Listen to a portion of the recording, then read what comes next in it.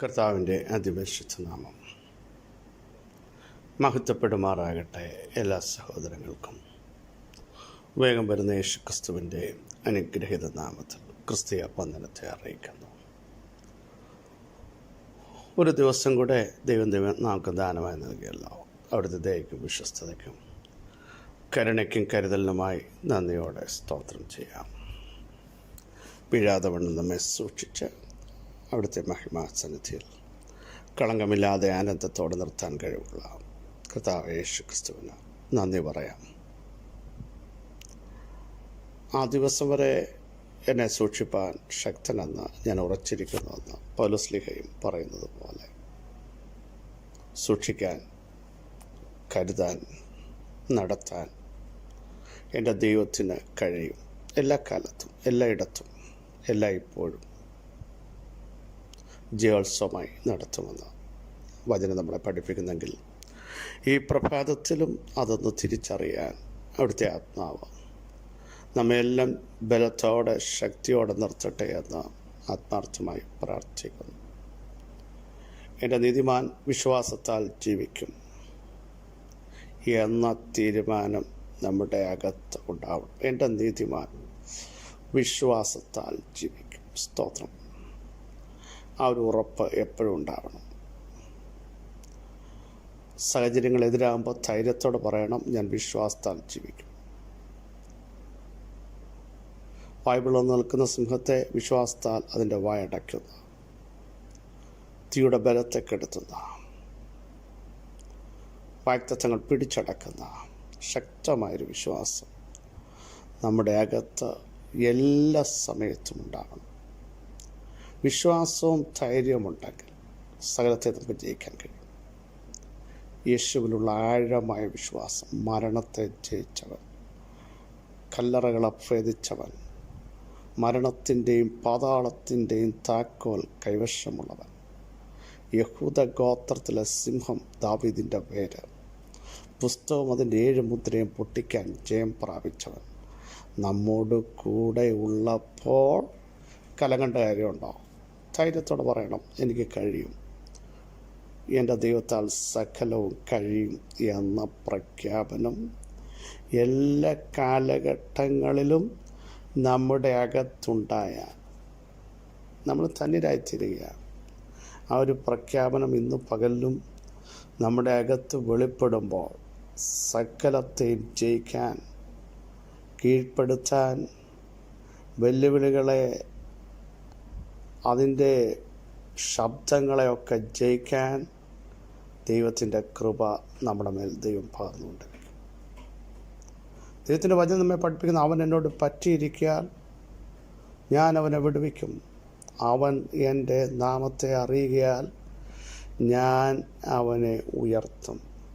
പറ്റിയിരിക്കുന്നവരെ വിടുവിക്കുന്ന, അറിയുന്നവരെ ഉയർത്തുന്ന സർവശക്തനായ ദൈവത്തിൻ്റെ സാന്നിധ്യവും സമീപ്യവും ഇന്ന് പകലിലും ഒന്ന് തിരിച്ചറിഞ്ഞപ്പോൾ നിങ്ങളുടെ ആത്മാവിനോട് സംസാരിക്കണമേ. അവിടുത്തെ ശബ്ദം എന്നെ ഒന്ന് കേൾപ്പിക്കണമേ.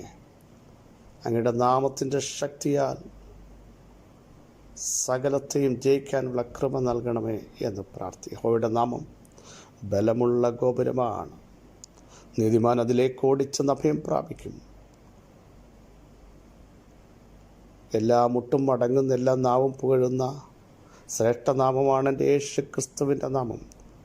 സ്വർലോകരുടെയും ഭൂലോകരുടെയും അധോലോകരുടെയും മുട്ടൊക്കെയും എൻ്റെ യേശുവിൻ്റെ മുമ്പാകെ മടക്കേണ്ടി വരും.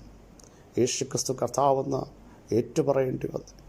അങ്ങനെയെങ്കിൽ ശ്രേഷ്ഠനാമം, ആ നാമത്തിൽ കുഷ്ഠരോഗികൾ സൗഖ്യമാകുന്നു, മുടന്തർ മാനിനെ പോലെ കുതിച്ചു ചാടുന്നു, ചെകിടറ ചെവി തുറക്കുന്നു, ഊമർ വായ് തുറന്ന് സംസാരിക്കുന്നു, കുരുട്ട് കണ്ണുകൾ തുറന്നു വരുന്നു.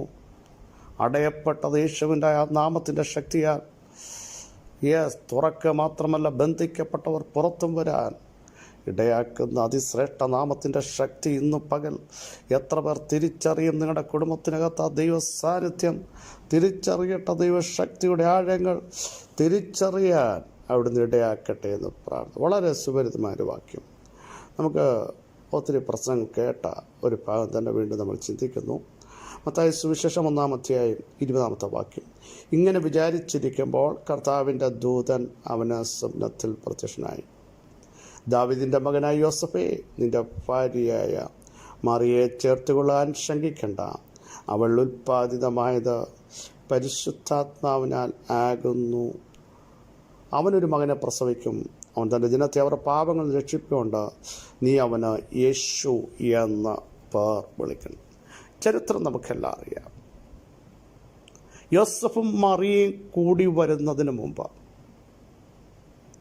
മറിയ പ്രഗ്നൻ്റായി. സ്വാഭാവികമായും യോസഫിനോ അവരുടെ വീട്ടുകാർക്കോ അത് അംഗീകരിക്കാൻ പറ്റില്ല, ഉൾക്കൊള്ളാൻ പറ്റില്ല. അത് എല്ലാ കാലഘട്ടത്തിലും അങ്ങനെയാണ്. വിവാഹം കഴിക്കുന്നതിന് മുമ്പ് അങ്ങനെ ഒരു സംഭവം ഉണ്ടായാൽ. പക്ഷേ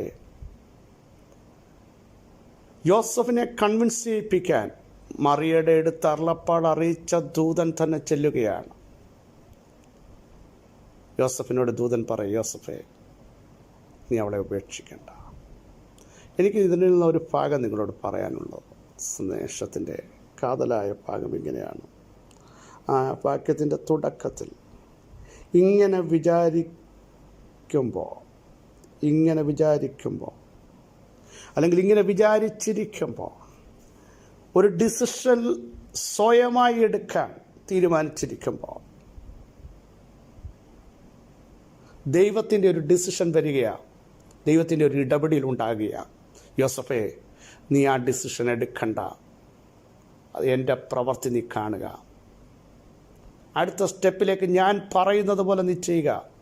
യോസഫ് മറിയെ ഉപേക്ഷിച്ചില്ല. പിന്നീട് ദൈവാത്മാവ് ചില കുടുംബങ്ങളെ നോക്കി വിളിച്ചു പറയുന്നു. ചില കാര്യങ്ങൾ കണ്ട് പെട്ടെന്ന് ഡിസിഷൻ എടുക്കാതെ അതിൻ്റെ പിന്നിലുള്ള ദൈവ ശബ്ദം നോക്കൂ. യോസഫ് ഡിസിഷൻ എടുക്കാൻ പോവുകയാണ്. ഇങ്ങനെ വിചാരിച്ചിരിക്കുമ്പോൾ, ഇങ്ങനെ വിചാരിച്ചിരിക്കുക എന്ന് പറഞ്ഞാൽ മറിയെ ഉപേക്ഷിക്കാൻ വിചാരിച്ചിരിക്കുമ്പോൾ, ചില വിഷയങ്ങളിൽ തീർപ്പ് കൽപ്പിക്കാൻ, തീരുമാനമെടുക്കാൻ, ഇന്നത് ചെയ്യാമെന്ന് ചിന്തിച്ചിരിക്കുന്ന ചിലരോട് ദൈവത്തിൻ്റെ ആത്മാവിൻ്റെ ഇടപെടൽ ശക്തമായി വന്നിട്ട് പറയുന്നു, വെയിറ്റ് ചെയ്യൂ, നിങ്ങൾക്ക് വേണ്ടി ഒരു ശബ്ദം മുഴങ്ങുന്നു, എൻ്റെ പ്രവൃത്തി നിങ്ങൾ കാണണം. ദൈവത്തിൻ്റെ ചില ഡിസിഷൻ നിങ്ങൾക്ക് വേണ്ടി വെളിപ്പെടുത്തും, നിങ്ങളുടെ തലമുറകൾക്ക് വേണ്ടി വെളിപ്പെടുത്തും. നിങ്ങളുടെ ഔദ്യോഗിക മേഖലകളത് കാണും, മിനിസ്ട്രിയിൽ അത് കാണും. ചില ഡിസിഷൻ എടുക്കാൻ വിചാരിച്ചു കൊണ്ടിരിക്കുമ്പോൾ, നിങ്ങൾ നോ എന്ന് പറയുമ്പോൾ, ഇനി അവിടെ നിൽക്കാൻ പറ്റത്തില്ലെന്ന് പറയുമ്പോൾ, എന്നെക്കൊണ്ടത് ചെയ്യാൻ പറ്റത്തില്ലെന്ന് പറയുമ്പോൾ, പൂട്ടാൻ തുടങ്ങുമ്പോൾ, തിരിച്ചു പോകാൻ തുടങ്ങുമ്പോൾ, അവസാനിപ്പിച്ചു എന്ന് പറയുമ്പോൾ, അവിടെ ദൈവത്തിൻ്റെ ദൂതൻ ഇറങ്ങുകയാണ്. അവിടെ തിരുമഹത്വം ഇറങ്ങുകയാണ്. യോസഫേ, നീ ചെയ്യേണ്ടത് ഇങ്ങനെയാണ്. ഉണ്ടാകുന്ന പൈതലിൻ്റെ പേര് പോലും പറഞ്ഞു കൊടുക്കുക. നിനക്ക് വാഗ്ദത്തമുണ്ടാകും. അത് ഹോളി സ്പിരിറ്റിൻ്റെ പവറിനാലാണ്, സ്വർഗത്തിൻ്റെ ഇടപെടലാണ്.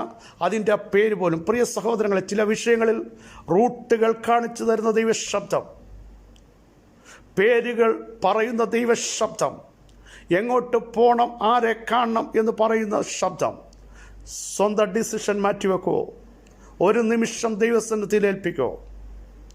എൻ്റെ മനുഷ്യ വിഷയം, നിങ്ങൾ പാർക്കേണ്ട വിഷയം, പാർക്കേണ്ട ഇടം, യെസ്, കുഞ്ഞുങ്ങളുടെ വിവാഹ കാര്യങ്ങൾ, ഭാവി, പല വിഷയങ്ങളോർത്ത് സ്വന്തം ഡിസിഷൻ എടുത്ത് നന്നായിരിക്കുമെന്ന് ചിന്തിക്കുന്ന ചിലരോട് ദൈവത്തിൻ്റെ ആത്മാവ് വചനത്തിലൂടെ വിളിച്ചു പറയുന്നു,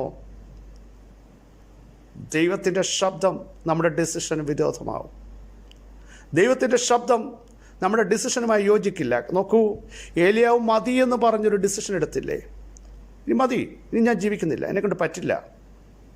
ദൈവത്തിൻ്റെ ദൂതൻ അവിടെ വന്ന് പറഞ്ഞു, ഏലിയാവേ, നിൻ്റെ ഡിസിഷൻ അല്ല, നീ മതി എന്ന് പറയുമ്പോൾ, ഇല്ല, നിന്നെ കൊണ്ട് എനിക്ക് അടുത്തയിടത്തേക്ക് കൊണ്ടുപോയി യോർദാൻ്റെ ശക്തികളെ വിഭജിക്കേണ്ടതുണ്ട്, യോർദാനെ പുതപ്പ് മടക്കി അടിക്കേണ്ടതുണ്ട്, അനേക ദൈവപ്രവർത്തികൾ നിന്നെ കൊണ്ട് ചെയ്യിക്കേണ്ടതുണ്ട്, എൻ്റെ പർവ്വതമായ ഹോരേബിലേക്ക് നിന്നെ കൊണ്ടുപോകേണ്ടതുണ്ട്, വ്യക്തമായി ഹൃദ്യമായി നിന്നോട് ശാന്തമായി സംസാരിക്കേണ്ടതുണ്ട്. അത് നീ മറന്നുപോയോ? നിന്റെ ഡിസിഷൻ അല്ല.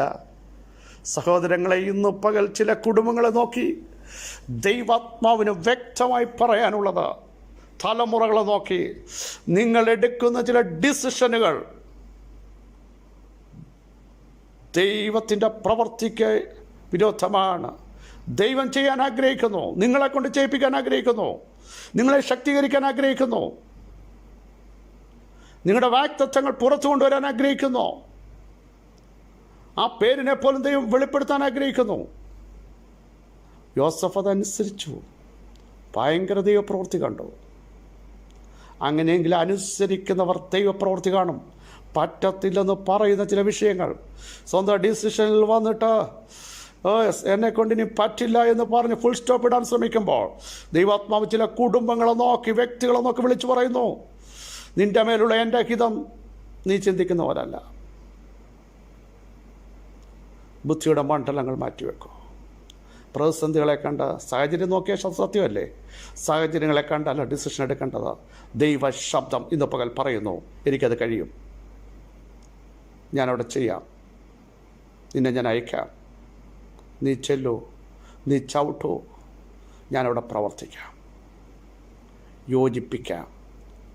നോക്കൂ, ഉപേക്ഷിക്കാൻ പോയതിനെ യോജിപ്പിക്കുന്ന, പറ്റില്ലെന്ന് പറഞ്ഞ് മാറ്റി നിർത്തുന്ന ചില വിഷയങ്ങളെ ഒരുമിച്ച് നിർത്തുന്ന, ചിതറിപ്പോയ അസ്ഥികളെ ഒരു സൈന്യമാക്കി മാറ്റുന്നത് പോലെ പരിശുദ്ധാത്മാവ് ചിലതിനെ ഒന്നിച്ച് നിർത്താൻ ആഗ്രഹിക്കുന്നു.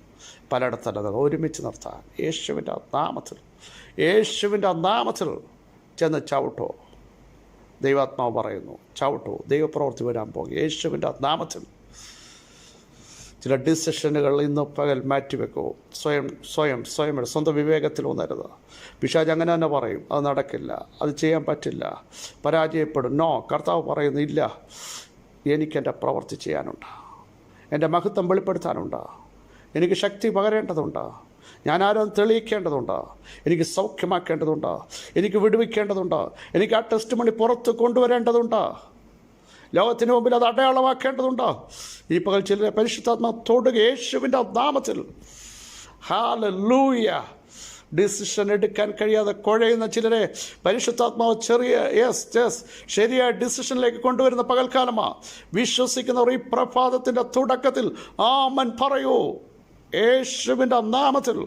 പിതാവേ, ഈ വചനത്തിൻ്റെ ശക്തി ഞങ്ങളുടെ പ്രിയപ്പെട്ടവർ, കുഞ്ഞുങ്ങൾ, അഭിഷക്തന്മാർ, ദാസന്മാർ അനുഭവിക്കട്ടെ.